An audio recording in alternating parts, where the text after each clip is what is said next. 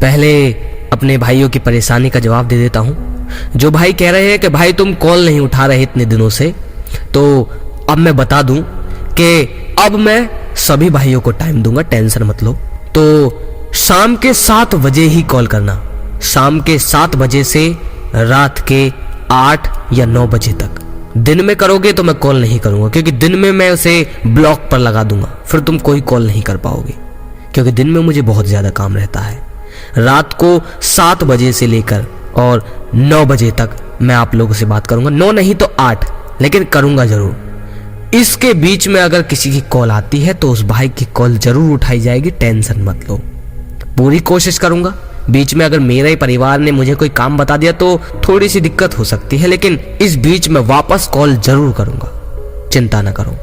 क्योंकि मुझे भी तकलीफ होती है कि आप लोग इतनी उम्मीद से मेरे पास आते हो और मैं नहीं उठा पा रहा, क्योंकि मैं कुछ दिनों से बीमार चल रहा था मेरी ही गलतियों से, तो इसी वजह से, और मेरे घर में भी मुझे बहुत काम रहता है तो मैं नहीं उठा पा रहा था। तो अब वीडियो के पॉइंट पर आते हैं। तो ये बात व्हाट्सएप पर भी, और कई भाइयों ने जो मेरे बहुत करीबी हैं, जो होश को वाकई में अब उतार चुके हैं अपने जीवन में, और जो नहीं उतार पा रहे हैं वो भी ये मुझसे पूछ रहे हैं कि भाई होश को डिटेल में बताओ, एक एक पॉइंट हमें समझाओ। तो आज की वीडियो पता नहीं कितनी लंबी होगी, जैसे कि हर वीडियो बताता हूं, तो जहां तक बताऊं जरूर देखना। वीडियो की एडिटिंग पर ध्यान मत दो, क्योंकि भैया एडिटिंग तो ऐसी ही होगी, मैं कोई प्रोफेशनल एडिटिंग नहीं करना चाह रहा। सिर्फ मेरे शब्दों पर ध्यान दो, बस शब्दों को महसूस करो, आंखें बंद करो और ध्यान रखो मेरी वीडियो में मैं बोल क्या रहा हूं।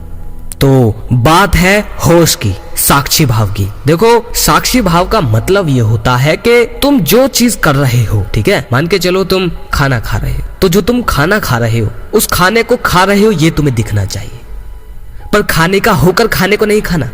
अब तुम्हें लग रहा होगा कि पता नहीं मैं क्या कह रहा हूं, तो इस तरह से समझो कि आप टीवी देखते हो, ठीक है, जब आप टीवी देखते हो तो आप मूवी या कोई भी चीज जब उसमें देखते हो तो आप ये भूल जाते हो कि आसपास आपके कौन है। आप उस टीवी में जो कैरेक्टर है उनमें ही अपने आप को सोचते हो, इतना खो जाते हो। लेकिन अगर एक होशपूर्ण इंसान को वहां लाया जाए तो वो सिर्फ देख पाएगा, ना तो उन कैरेक्टर में मिल पाएगा, ना उनके इमोशंस उसके अंदर जा पाएंगे, क्योंकि तुम्हें ऐसा करना है कि सिर्फ देखना है। अभी भी समझ में नहीं आ रहा हो तो अब बता देता हूं।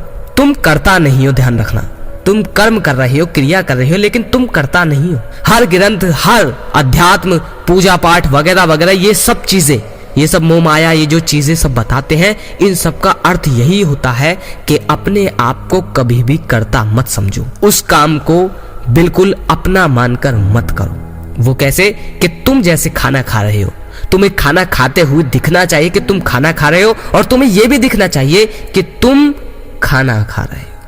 अब ये बात एक सी लग रही होंगी, लेकिन बातों के भाव को समझने की कोशिश करो। एक इंसान टेबल पर बैठकर खाना खा रहा है, दूसरा इंसान उसे टेबल पर बैठते हुए और खाना खाते हुए देख रहा है। जो टेबल पर खाना खा रहा है वो नहीं, जो टेबल पर खाना खाते हुए जो दूसरा आदमी खड़ा होकर उसे देख रहा है, ऐसा बनना है।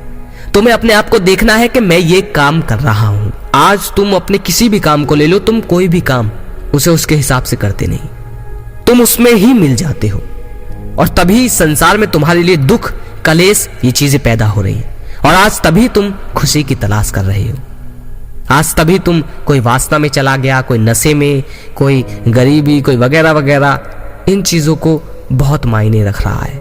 मुक्ति कोई हड़बड़ाहट वाली चीज नहीं है, भागने वाली, या ऐसी नहीं है कि सिर्फ साधु पा सकते हैं। अगर मेरे भाई होश को समझ लोगे तो कहीं जाने की जरूरत नहीं है। अब अगर मैं तुमसे कह दूं कि भाई आंखें बंद करके बैठ जाओ, लेकिन जब बाहरी चीजों से ही तुम मुक्त नहीं हो तो अंदर क्या खोज पाओगे। तुम्हें जो भी तुम काम कर रहे हो उसका साक्षी हो जाओ। अगर प्रकृति में नदी बह रही है तो नदी के साथ चलो ना, उससे तालमेल मिलाकर उसकी तरफ चलो ना। क्यों नदी के उल्टी दिशा में चल रहे हो? क्या तुम चल पाओगे? 10 कदम भी चलना तुम्हारे लिए मुश्किल हो जाएगा, उसमें तैरना बहुत मुश्किल हो जाएगा तुम्हारे लिए।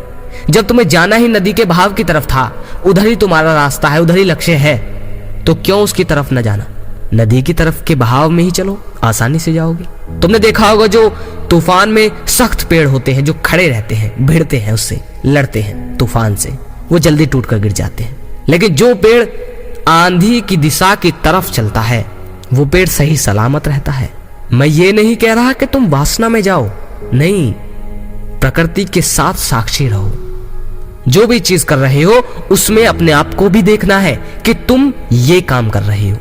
खाना खा रहे हो तो देखना है, अपने आप को खुजा रहे हो तो देखना है, तुम चल रहे हो तो देखना है, बैठ गए, चीज तुम्हारे सामने है जो भी, वो देखनी है। उनके बारे में तुम्हें उन्हें अच्छा, सुंदर, स्वादिष्ट या कुछ भी कल्पना नहीं होनी चाहिए। तुम्हारे अंदर शून्य भाव होना चाहिए, सिर्फ साक्षी होना चाहिए। जैसे कि एक कैमरा जो चाहकर भी ये नहीं बता सकता कि गलत, सही, गंदा, काला, पीला, नीला कुछ नहीं बता सकता हो।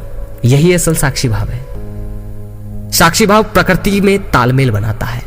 वो लड़ता और झूंझता नहीं कि कामदेव है, इससे लड़ो, अगर आ जाए तो ललकारो के मेरा ब्रह्मचर्य है। अरे क्या है ये? कौन से भीष्म पितामह थे जो इस तरह से किया करते थे? वो सब होश में थे मेरे भाई। उनके सामने स्त्रियों ने कहा कि आप मुझसे विवाह कर लो वगैरह वगैरह, तो वो ये नहीं था, अंदर से कहते थे कि मैं ब्रह्मचारी हूं, मैं ये नहीं करूंगा, वो नहीं, होश में थे। वो बातों को साफ साफ कहा करते थे कि आप मेरी माता हो, मैंने इस तरह से प्रतिज्ञा ली है, ये कल्पना है वगैरह वगैरह, क्योंकि वो जागे हुए थे। और जब इंसान जाग जाता है तो उसे कोई संकल्प की जरूरत नहीं होती, वो प्रकृति के साथ रहता है। तुम क्यों भाग रहे हो पॉर्न से, क्यों भाग रहे हो सेक्स से, क्यों भाग रहे हो किसी जिस्म से? क्या ये प्रकृति में नहीं है? और भागोगे कब तक, कहां भागोगे? जब हम होश में रहकर इसे आसानी से जी रहे हैं, बिना इससे डरे, और ऐसी ऐसी चीज देखे आए हैं, ऐसी ऐसी चीज कर ली है, फिर भी होश खत्म नहीं हो रहा, क्योंकि हो नहीं सकता।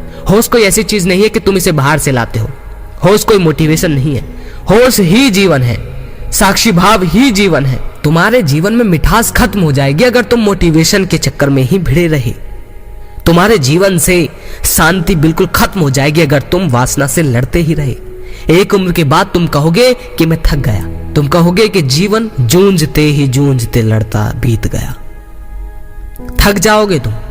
आज कंट्रोल कर पा रहे हो, एक समय ऐसा आएगा कि तुम्हारे अंदर इतनी क्षमता नहीं होगी कि तुम कुछ कर पाओ, और फिर तुम छोटी छोटी कन्याओं को ताकोगे। वासना कोई बाहरी चीज नहीं है, वासना वैसे तो कहीं नहीं है, सब तुम्हारे भीतर है। तो पहले अपने अंदर साक्षी भाव रखो, हर चीज को देखो। फोन चला रहे हो तो फोन को देखो, और यह भी दिखना चाहिए कि तुम फोन चला रहे हो। अगर तुम फोन को ही अपना मानकर यानी किसी भी काम को करो तो उसका होकर मत करना, तुम कर रहे हो ये भी तुम्हें दिखना चाहिए। और अपने शरीर में कहीं भी कुछ भी कोई भी काम करते हो तो वो तुम्हें दिखना चाहिए। और रही ये बात कि बहुत भाई कहते हैं भाई मुझसे नहीं होता, मुझसे नहीं हो रखा जाता होश, तो मेरे भाई शुरुआत में ऐसा ही होता है।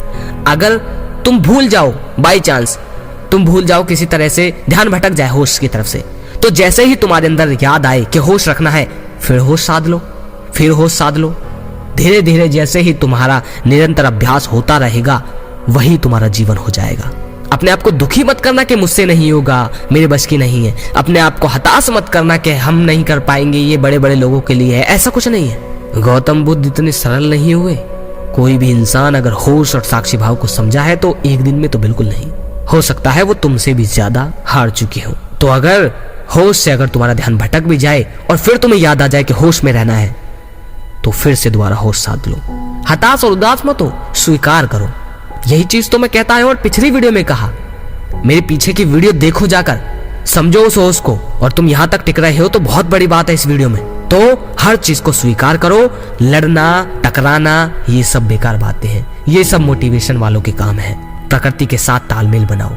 गौतम बुद्ध ने बताओ प्रकृति में ऐसी कौन सी चीज थी जिससे लड़ना सिखाओ? बताओ क्या चीज थी? उन्होंने हमेशा हर चीज को स्वीकार किया और होश में साक्षी भाव में देखा। वो वैश्याओं के घर से भी वापस नहीं आए, असली लोगों से भी भागे नहीं, मारकाट वालों से भी भागे नहीं। तुम्हें हर चीज को स्वीकार करके होश में देखना होगा। बहुत बड़ी बात और बढ़ा चढ़ाकर नहीं है ये, बहुत सिंपल और सरल बात है। एक समय में मुझे भी बहुत मुश्किल लगता था, ऐसा लगता था कि नहीं हो सकता, इससे कौन भला मुक्त होगा ऐसे, ये कोई कहने की बात है, ये तो सब ऐवे ही है। लेकिन जब प्रैक्टिस की, जब समझा और जब जीवन में उतरा ये, तब पता चला कि हम सब तो भोंदू थे, हम सब, और बाकी ये सब तो भाग रहे हैं वही भीड़ में। कुछ नहीं मिल रहा तो मोटिवेशन को उठा लो। और अब तो ऐसे है, ब्रह्मचर्य की वीडियो कोई भी बना दो तो उसके व्यूज ऊपर हो जाते हैं, इसीलिए फिर उसे ब्रह्मचर्य के ऊपर बनानी पड़ती है, क्योंकि भैया पैसा भी सही आ रहा है। लाखों यूट्यूब चैनल जो कर रहे हैं वो जिम जाते होंगे, लेकिन ब्रह्मचर्य को उन्होंने भी नहीं समझा। बस वीडियो को इसलिए रोके पड़े हैं ताकि बॉडी अच्छी हो जाए। तो इसीलिए मेरे भाइयों हर चीज को होश में समझो।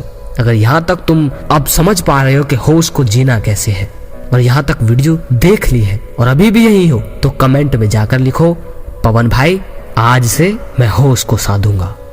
पवन भाई आज से मैं होश को साधूंगा। अगर लगे शेयर करने लायक तो होश की हर वीडियो को जरूर शेयर करो मेरे भाई।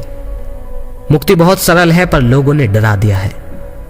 अगली वीडियो में फिर मिलते हैं। जय श्री कृष्णा।